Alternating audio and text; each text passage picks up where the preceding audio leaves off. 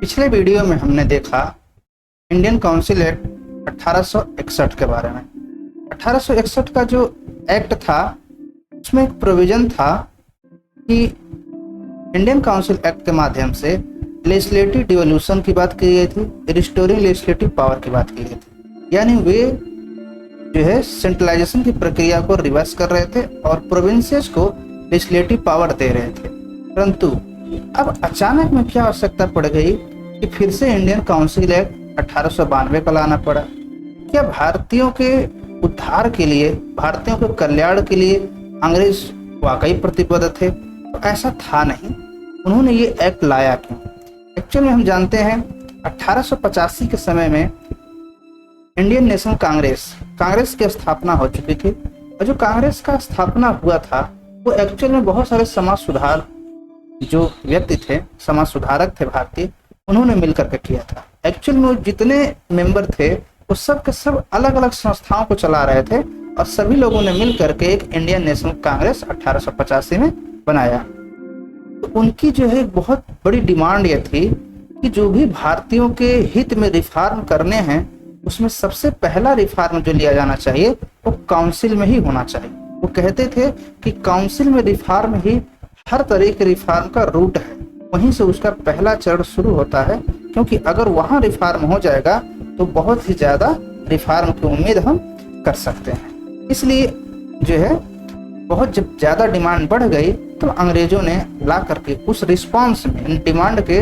Response में Indian council act 1892 लाया गया।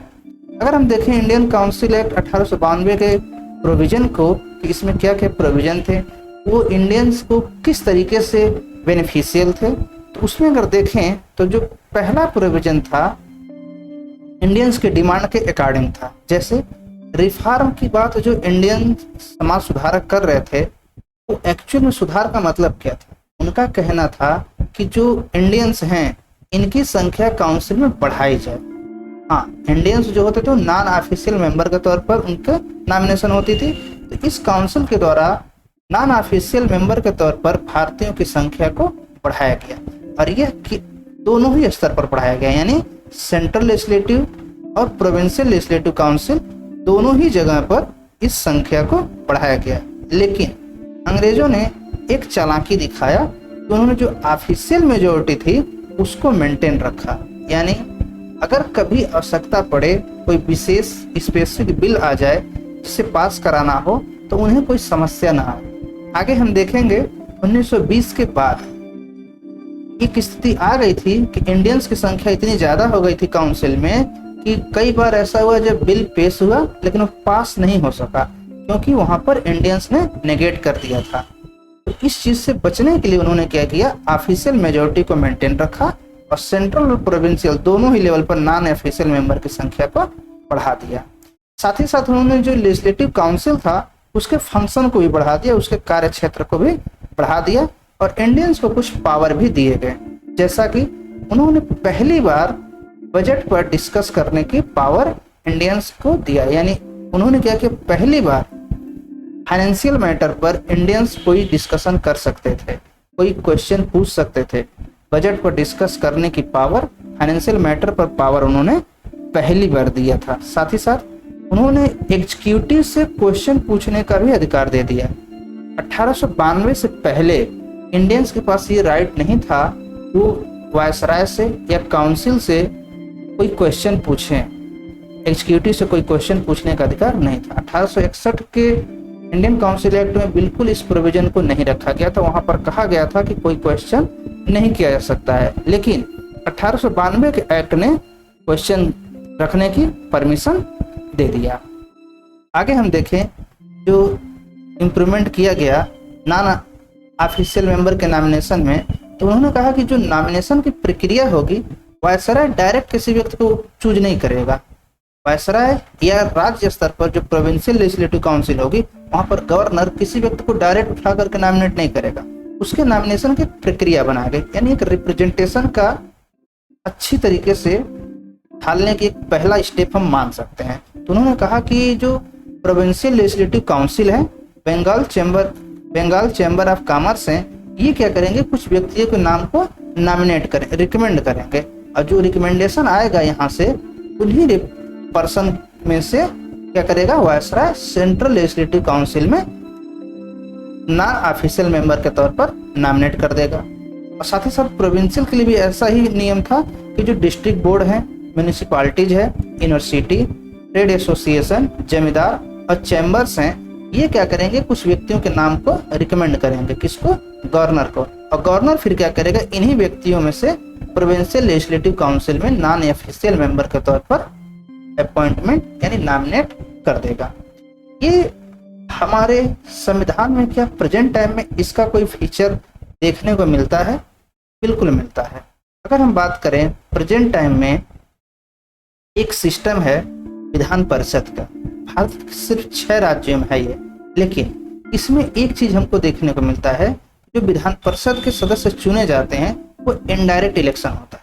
राज्यसभा का भी इनडायरेक्ट होता है, विधान परिषद का भी एमएलसी का चुनाव इनडायरेक्ट होता है। तो जो 1/3 पोर्शन होता है वो विधानसभा के सदस्य, जो विधायक होते हैं, एमएलए होते हैं, वही चुनते हैं। तो हम यहाँ देख रहे हैं प्रोविंशियल लेजिस्लेटिव काउंसिल के रिकमेंडेशन से नॉमिनेशन हो रहा था। इसका एक इम्पैक्ट हमारे संविधान में साफ दिखता है। बंगाल चैम्बर ऑफ कॉमर्स करती है, district board, municipality, university, trade association, जमींदार, चैम्बर्स, ये सब करते थे।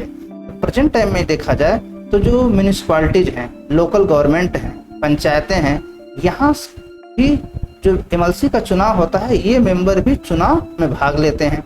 यहाँ पर यूनिवर्सिटी का कॉन्सेप्ट था, तो यूनिवर्सिटी के कॉन्सेप्ट के इक्विवेलेंट देखें तो प्रेजेंट टाइम में जो एमएलसी का चुनाव होता है उसमें जो राज्य के स्नातक व्यक्ति हैं और जिन्हें स्नातक के 3 साल हो गया है और राज्य में ही निवास कर रहे हैं, तो उन्हें भी ये अधिकार है कोई एमएलसी के चुनाव में भाग लें। साथ ही साथ कोई भी जो टीचर है राज्य में, इंटर कॉलेज में या यूनिवर्सिटी में, उन लोगों के पास अधिकार होता है वो एमएलसी के चुनाव में भाग लें। हाँ, प्राइमरी टीचर के पास ये अधिकार नहीं है, लेकिन inter college, high school, inter college और ग्रेजुएशन, पोस्ट ग्रेजुएशन, यूनिवर्सिटी के टीचर, प्रोफेसर के पास ये अधिकार होता है वो एमएलसी के चुनाव में भाग लें। तो यहाँ से हम देखते हैं कि ये इनडायरेक्टली यहाँ से एक प्रोविजन हमारे कॉन्स्टिट्यूशन में आज प्रेजेंट है। तो हम अगर देखें आगे तो जो इंडियन काउंसिल एक्ट है, इसने लिमिटेड और इनडायरेक्ट प्रोविजन कर दिया इलेक्शन का, लेकिन उन्होंने इलेक्शन का वर्ड नहीं यूज किया, उसके जगह उन्होंने नॉमिनेशन वर्ड ही हमेशा रखा। लेकिन हाँ, ऑफिशियल नहीं, नॉन ऑफिशियल सीटों को सेंट्रल और प्रोविंशियल दोनों में भरा जाने लगा। और यहाँ से हम देखते हैं कि एलिमेंट ऑफ इलेक्शन पहली बार इंट्रोड्यूस हो गया, क्योंकि ये इलेक्शन की ही तो प्रक्रिया थी। जब हमें कोई नॉमिनेट कर रहा है, यूनिवर्सिटी नॉमिनेट कर रही है, ट्रेड यूनियन कर रहे हैं, प्रोविंशियल लेजिस्लेटिव काउंसिल कर रहे हैं, तो रिकमेंडेशन दे रहे हैं, फिर नॉमिनेशन हो रहा था। एक तरीके से हम देख रहे हैं कि रिप्रेजेंटेशन की जो है भावना स्टार्ट हो गई। ठीक, अगर हम आगे देखें तो उन्होंने एक बहुत सावधानी पूर्वक काम किया था कि वो जो नॉमिनेशन था वो उसे कभी भी इलेक्शन का नाम उन्होंने नहीं दिया। एक चीज इसमें और था, जो क्वेश्चन पूछने का अधिकार की हम बात किए अभी, addressing question to executive, executive से क्वेश्चन पूछने का अधिकार था वो लिमिटेड था, यानी वो हर मामले पर क्वेश्चन नहीं पूछ सकते थे। जो इंडियन इंटरेस्ट में कुछ मामला हो उस पर एग्जीक्यूटिव से, वायसराय से या गवर्नर से क्वेश्चन हो सकता था, लेकिन उसका दायरा लिमिटेड था, हर मामले पर क्वेश्चन नहीं पूछा जा सकता था। और साथ ही साथ जो क्वेश्चन पूछने का मैटर था उसमें 6 दिन पहले नोटिस देनी पड़ती थी, उसके बाद ही क्वेश्चन पूछे जा सकते थे। तो यह प्रोविजन था 1892 के इंडियन काउंसिल एक्ट में। आगे जो है हमारा जो नेक्स्ट वीडियो होगा वह होगा इंडियन काउंसिल एक्ट 1909 पर, तो इसको हम विस्तार में देखेंगे। ये बड़ा ही इम्पोर्टेंट है क्योंकि ये एक ऐसा एक्ट है जो बहुत ही कंट्रोवर्शियल रहा है। इसने मुस्लिम इलेक्टोरेट को सेपरेट इलेक्टोरेट के फॉर्म में बना दिया, जिसकी वजह से बहुत ज़्यादा उपद्रव हुआ था और ये बहुत ही कंट्रोवर्शियल है। तो इसको हम नेक्स्ट वीडियो में देखेंगे। तो वीडियो अच्छा लगा हो तो लाइक ज़रूर करें, ज़्यादा से ज़्यादा लोगों के पास शेयर करें, और कुछ भी पूछना हो तो कमेंट करें, कोई क्वेरी हो तो। और हमारे चैनल को सब्सक्राइब जरूर करें और बेल आइकन को भी प्रेस करें, जिससे लेटेस्ट अपडेट नोटिफिकेशन मिलते रहे। So thanks for watching. जय हिंद।